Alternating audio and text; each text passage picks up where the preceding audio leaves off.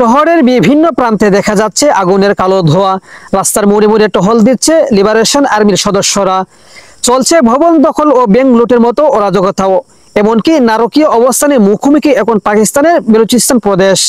চলতি বছরের মার্চে বেলুচিস্তানের চলন্ত ট্রেনে সন্ত্রাসী হামলার ঘটনায় নড়েচড়ে বসেছে পাকিস্তান সরকার। এরপর পেহেলগাম হামলার জেরে বেলুচিস্তান ঘিরে উত্তেজনার পরত চরমে পৌঁছায়।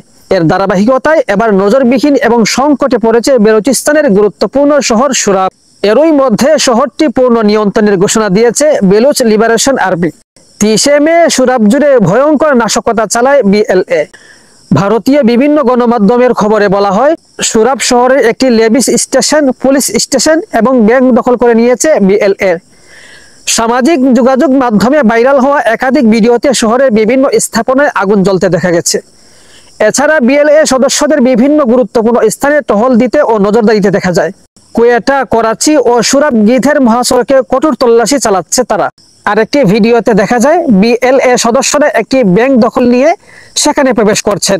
চলমান উত্তেজনার মধ্যে সুরাবের অতিরিক্ত জেলা প্রশাসকের বাড়িতে ঢুকে তাকে হত্যা করেছে বিচ্ছিন্নতাবাদীরা।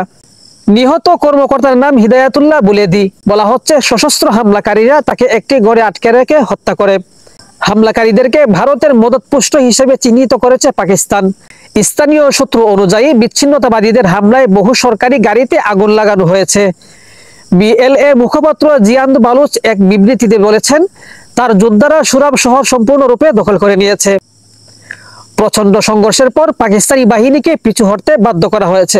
ভৌগোলিক আয়তনের বিবেচনায় পাকিস্তানের 4টি প্রদেশ ও 3 কেন্দ্রশাসিত অঞ্চলের মধ্যে বেলুচিস্তান বৃহত্তম। দেশটির খনিজ ও অন্যান্য সম্পদের ভান্ডার ও বেশ সমৃদ্ধ। তবে এই প্রদেশে বসবাসকারীরা জনগণের একটি উল্লেখযোগ্য অংশ 1948 সাল থেকে পাকিস্তান থেকে বের হয়ে যেতে চাইছে। তারা বেলুচিস্তান নামে একটি পৃথক ও স্বাধীন রাষ্ট্র গড়ার পক্ষপাতী। এরপর 7 দশকের বেশি সময় পেরিয়ে গেলেও বেলুচিস্তানের সঙ্গে ইসলামাবাদের সম্পর্কের কোনো উন্নতি হয়নি। রাজ্যটির স্বাধীনতাকামী রাজনৈতিক গোষ্ঠী বেলুচ লিবারেশন আর্মির সঙ্গে পাকিস্তান সেনাবাহিনীর সংঘাত এখন নিত্যদিনের ঘটনা। এদিকে পাকিস্তানের দাবি, দেশকে অভ্যন্তরীণভাবে অস্থিতিশীল করতে বিএলকে নিয়মিত অর্থ ও অস্ত্র সহায়তা দিচ্ছে ভারত। তবে সুরাব শহর দখলের এই ঘটনাকে পাকিস্তানের অখণ্ডতার উপর বড়সড় আঘাত হিসেবে দেখছেন বিশ্লেষকদের অনেকে।